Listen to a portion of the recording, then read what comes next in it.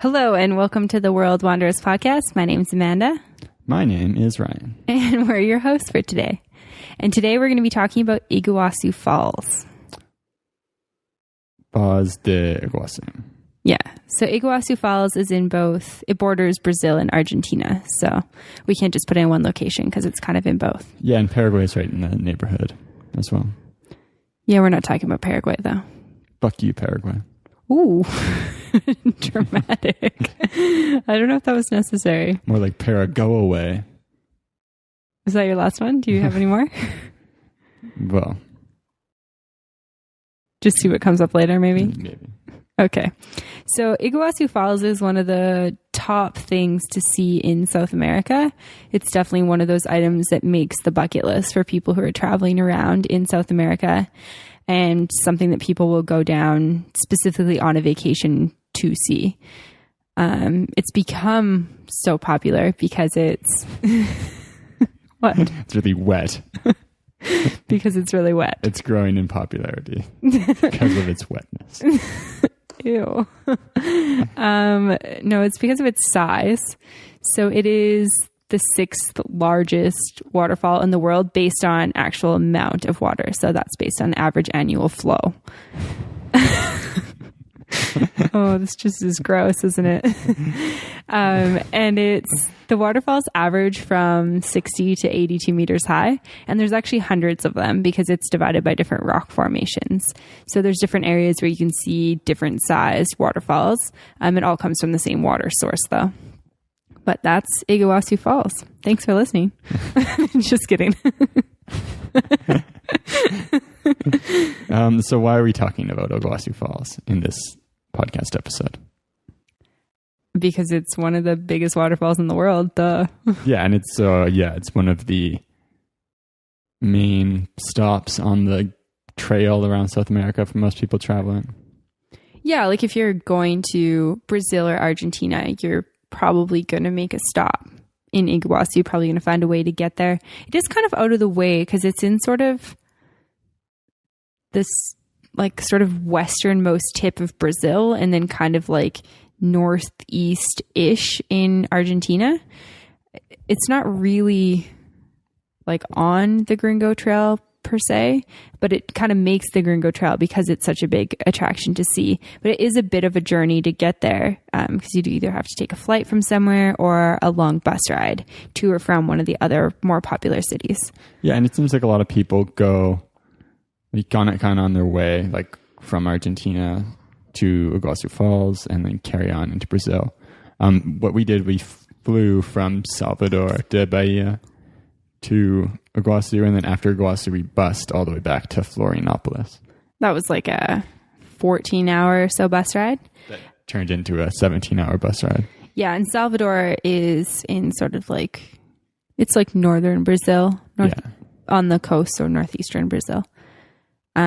Beautiful spot as well. I definitely recommend That's not what Salvador. This episode's about. Oh, sorry. Just promoting a future episode that we haven't recorded yet.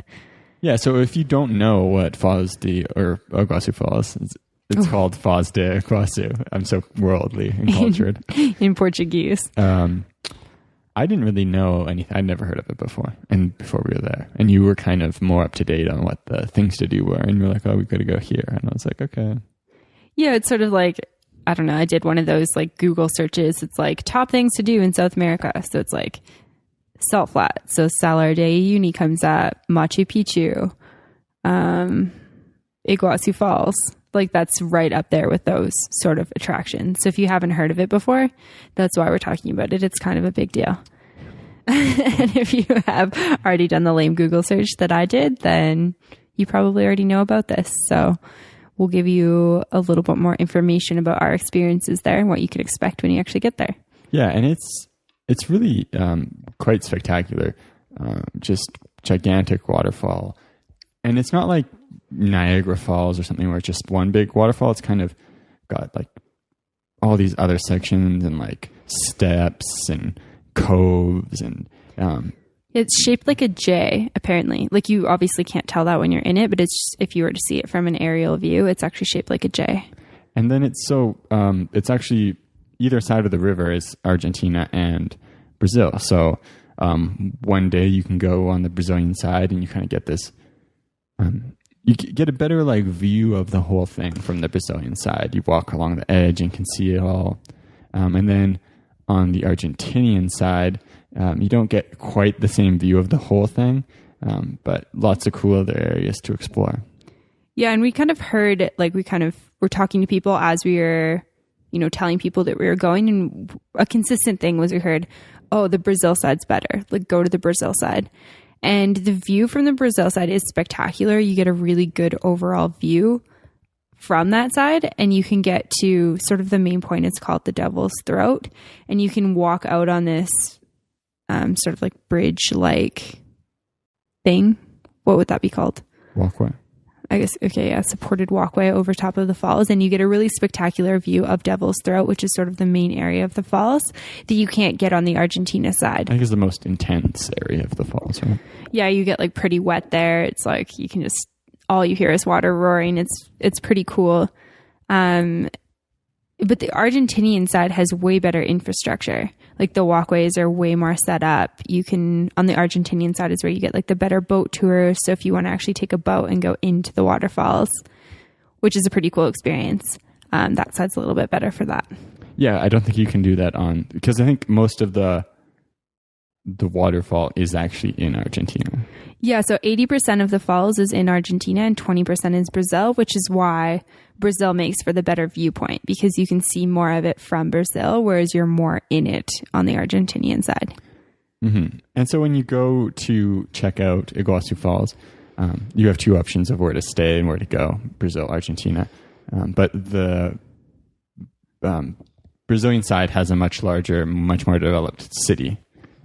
So it's actually like the city or town of Iguazu. And so that's a much more common place for people to stay.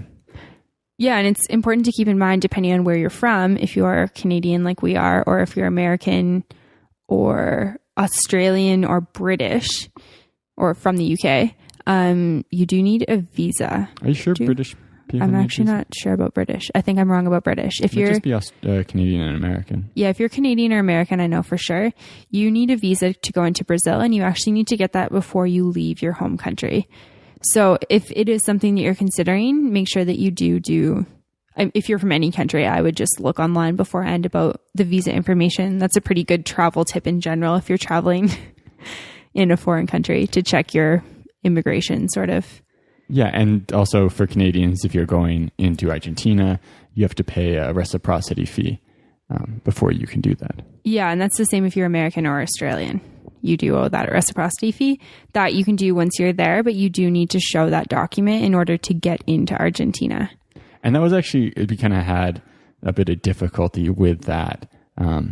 So we weren't sure about this reciprocity fee thing, and we had booked a tour to go to the Argentinian side of Iguazu.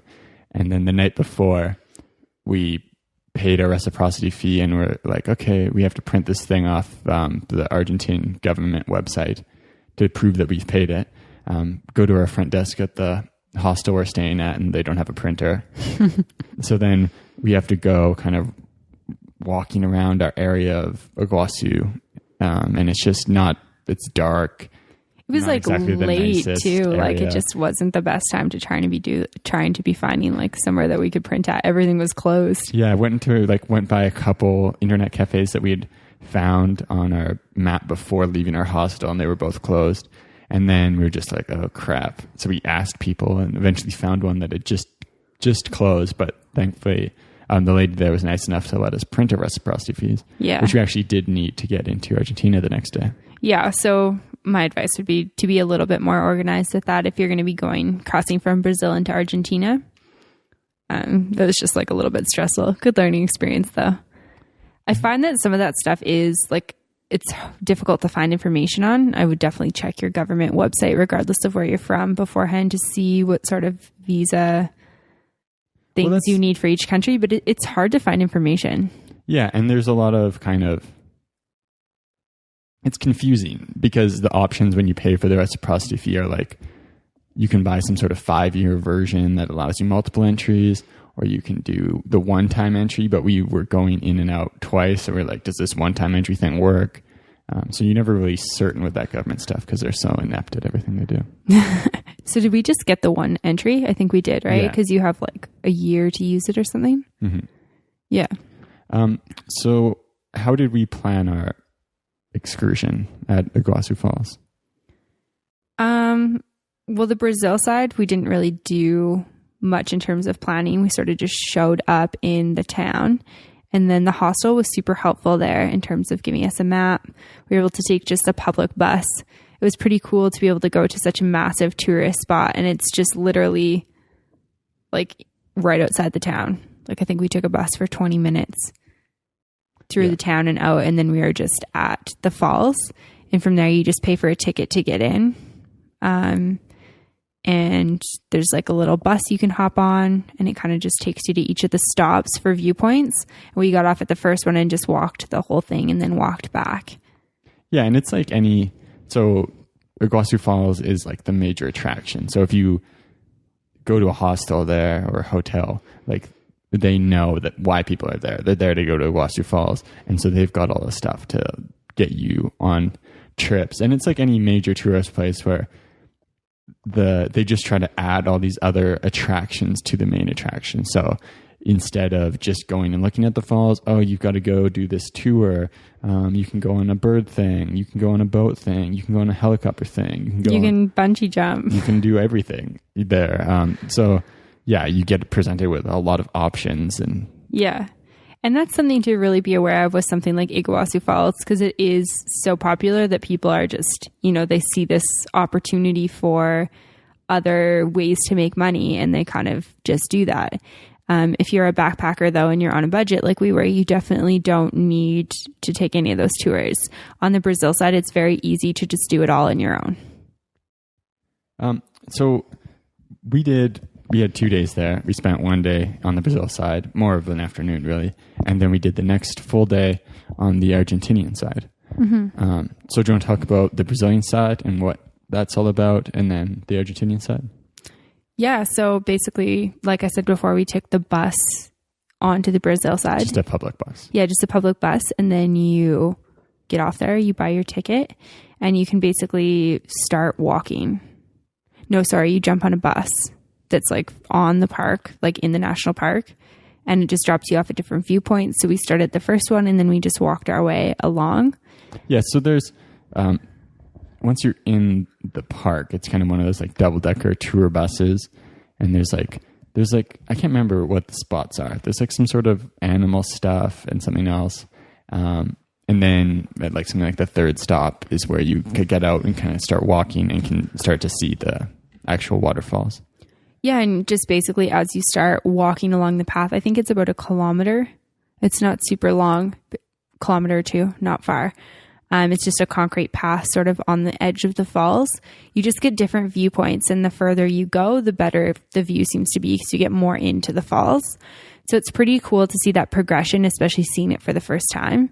Like I know my first view, I was like, oh my gosh, this is them. Like I've been so excited to see these for so long. And then you continue going and it just gets like cooler and cooler and the water gets louder and the view gets more amazing.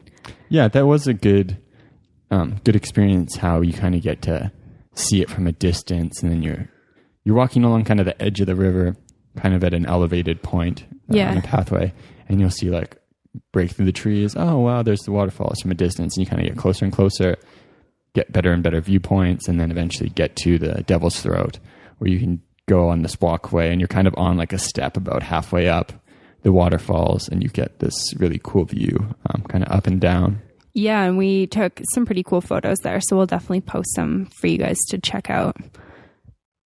And so people do say that the Brazilian side has better views, and I don't think we'd argue with that. No, I wouldn't. But one of the things that I found a bit frustrating while we were doing it was that it's so busy. There's so many people walking along this trail, and there are only select points where you do get that really good view. Yeah. That everyone there is worried about taking photos. Yeah, it's like a lineup to get your photo taken every time pretty much. Yeah, and that really, it takes away from like really experiencing the moment of seeing this amazing, massive, powerful waterfall. Yeah, definitely. When you feel like, oh, there's like 6 people behind me waiting to take a photo, and like I kind of want to take a photo. But yeah, and I think it's also too, like, I wanted to get photos, and it sucks when you hand your camera off to somebody and they take like kind of a crappy photo and you just don't really have the chance to get another photo because there's so many other people that want their photo. But more than that, there's not really the opportunity to just like stand there and take it in because everybody's about photos. So then you're standing there and they're kind of like, what are you doing? Like, we're trying to take a photo, like get out of our photo. Which does make it a bit frustrating because I really do like taking pictures. So in moments like that, I really try to just take a second to put my camera away and take it all in. And so that was difficult for me because I felt like I didn't really get the opportunity to do that. Yeah, and there's just so much going on with like all the people around you, lineups to take a photo, that you don't really get a chance to really kind of savor the experience. Yeah, I found though that once we got to the Devil's Throat, it was like not less busy, but I think there was just more space.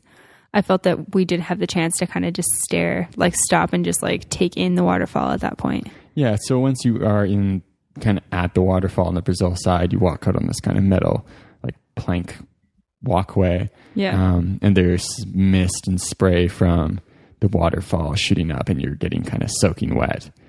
And so when you're out there, you're not as swamped in crowds. Yeah, you can be a little bit more present and kind of just take it all in, which is nice. And then so we on the Brazil side, we literally just did that walk and that took us like an hour and a half or something. Yeah, and then we walked back. And then there's also a bird sanctuary that's on that side that you can check out while you're over there. Well, so yeah, we took the bus back to kind of like the park entrance. Mm-hmm. And then once you're at the park entrance, like maybe half a kilometer away, there's this other business that's a bird sanctuary thing. Yeah. Which, yeah, it doesn't seem like the nicest place to be if you were a bird. I mean, like they're all in cages, right? So that's... Well, not cages. They're in like large... Yeah, they're in like large ecosystems. Small ecosystems, like large cages. Large caged in areas. Yeah, enclosures. Yeah. I got to hold the toucan though, which was a pretty cool experience for me. I felt like I was part of Fruit Loops or something like that. It's like a Fruit Loops commercial. Mm-hmm. It's Fruit Loops, right? Toucan Sam? Yes. Okay. But yeah, so in that bird sanctuary, I remember I didn't really want to go in. I was pretty jazzed on the toucans. I can't remember how much it cost. It wasn't expensive, I don't think. And you can go walk around, see lots of cool birds and some animals. But it's nothing like, really exceptional. And I also never really liked zoos and stuff like that much. Yeah, no, I definitely get that. Yeah, I think that I enjoyed myself. Probably not something I would do again if I was back there, just because it wasn't really anything exceptional. But it was pretty cool to have a toucan sit on my arm for a minute. Yeah, and one of the things about the Brazilian side, you have to pay a park fee to get in. That's, quite expensive. And then you kind of feel, I remember feeling like we did that walk. It took like an hour and a half maybe. And then there's all this other stuff to do in the park. Mm-hmm. But I didn't really want to do any of it because we just came to see the waterfalls. And you kind of like, oh, we spent all this money. Like maybe we should do something. Yeah. Yeah, and I feel like that's something we've talked about before on the podcast where we have, those different feelings of guilt and whatnot because we've spent money on something. And it's like, oh, well, we should really like make the most of it. If you only go for the waterfalls, though, just do that. Don't feel like you have to do anything else that's there. Mm-hmm. So then the next day we went on a tour. Well, not really a tour. We booked through a hostel, I guess, a ride to the Argentinian Iguazu Falls Park. Yeah, so if you're on the Brazilian side and you want to go to the Argentinian side, there isn't really a bus that gets you there. Because you are crossing a border, so it's, unless you are planning on going and staying in Argentina. Yeah. And even if you're doing that, like it'd be hard to do day of, to actually just take a normal bus to the Argentinian side and then to like get rid of your bags, get up to the park. Mm-hmm. But yeah, since we were staying that night again in Brazil, we just booked a tour and like a boat trip as well through this one company. Yeah, and it was good. We were kind of just in like a private vehicle. We didn't even have to get out the border. He just took our reciprocity fees and our passports, gave us a stamp. We went on through. He dropped us off. We had a set time to come back at later in the day, and then we were kind of just on our way. And I felt like being on the Argentinian side, like I said before, they just had so much more infrastructure, like way more restaurants, way more like little shops there. They had this like, we went on this safari tour before we did our boat ride. So they took us on this massive safari Jeep thing that held like 50 people and kind of took us through the forest and told us about things. And then we went on this boat, and the boat took us like into the waterfall. So you get like massively wet from it. Although it was pouring rain that day, so we were already wet. Well, so yeah, we booked the boat tour because we'd heard they'll take you on these kind of like look like inflatable boat dinghy things, like you'd imagine like the Navy SEALs pulling up on. Yeah. And yeah, you get in the boat, and it's just pouring rain. And it's raining so hard that once you start moving in the boat, it just hurts way too much to look. So we paid, I don't know, like $60 or something to take this boat tour.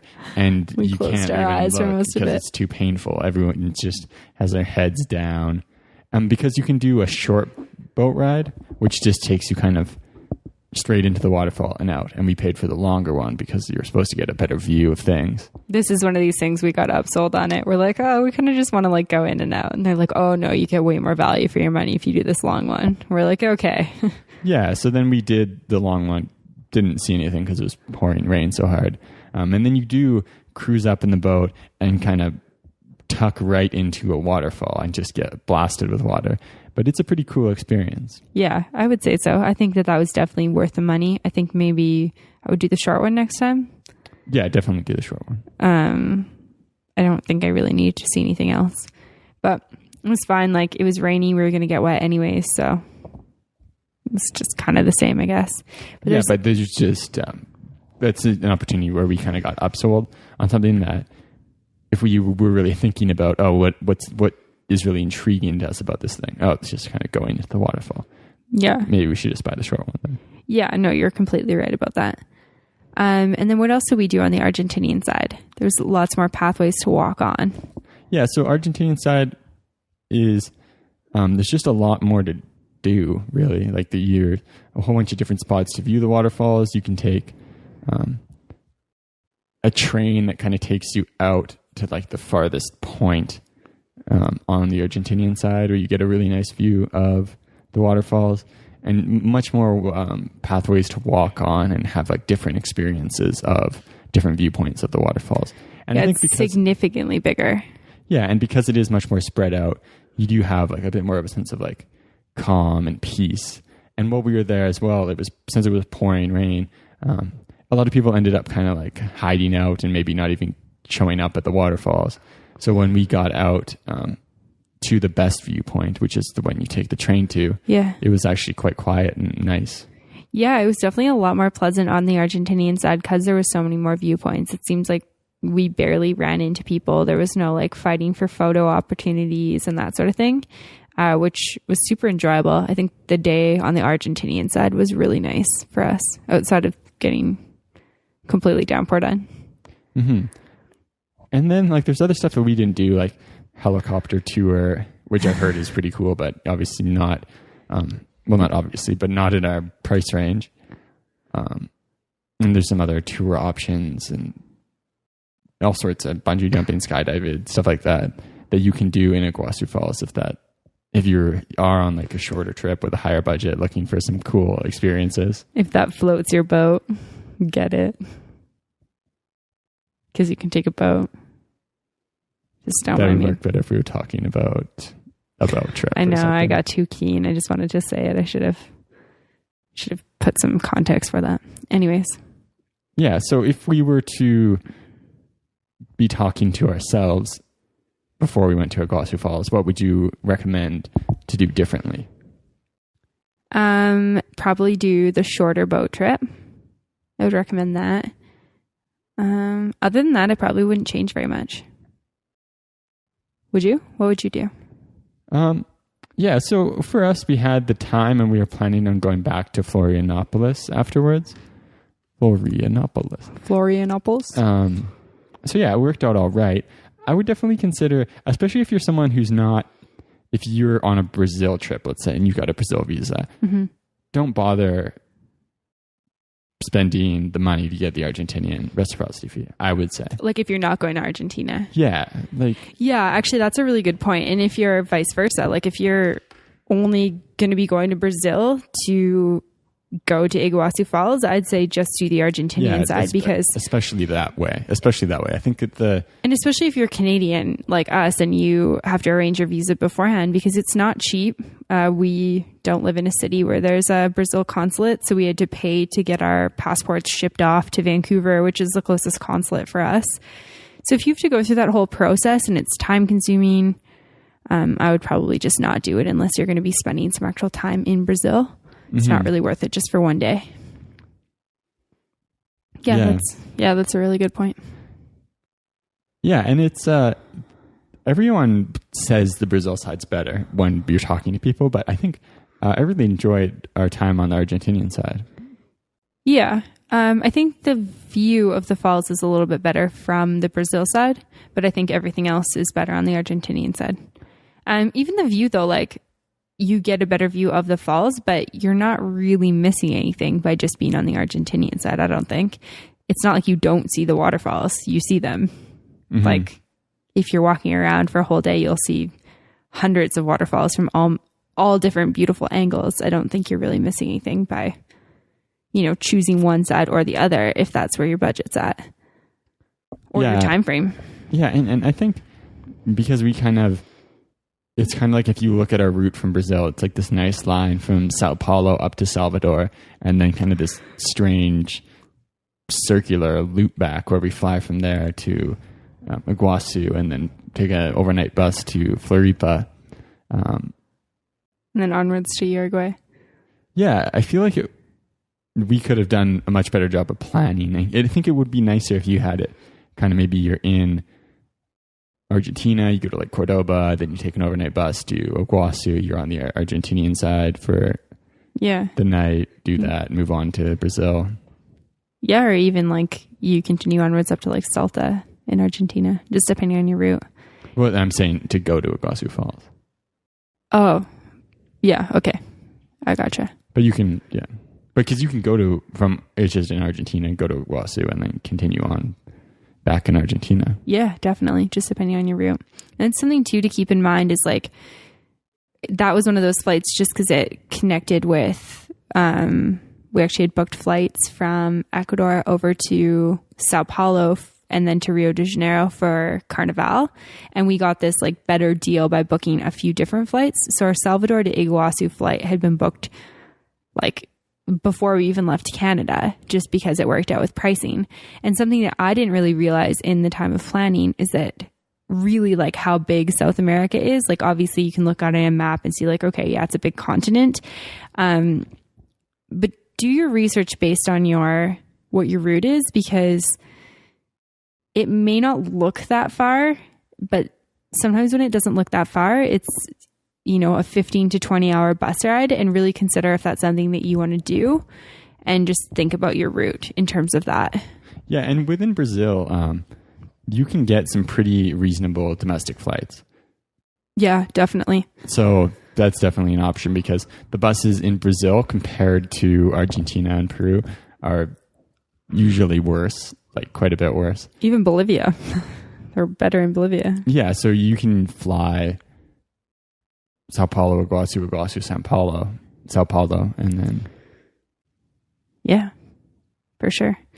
Anything else you want to touch on? I do not think so. Okay.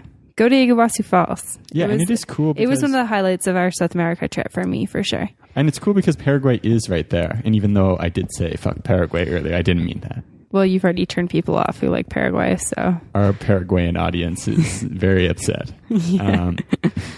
But yeah, so you can. Paraguay is also a problem for Canadians because you need a visa there. So you have to that's a lot of work to do if you really just want to go check it out. But if you don't, or you're from a country that doesn't need a visa, or you are planning on going to Paraguay, you can kind of be in Iguazu, pop into Paraguay one day, pop into Argentina the other day, and have kind of a cool experience that way. Yeah, definitely. So we'll put some photos and some links and whatnot up on our show notes at www.theworldwanderers.com. Check us out on Facebook at The World Wanderers Podcast, or follow us on Twitter. And we're open to questions, comments, all that jazz. Thanks for listening.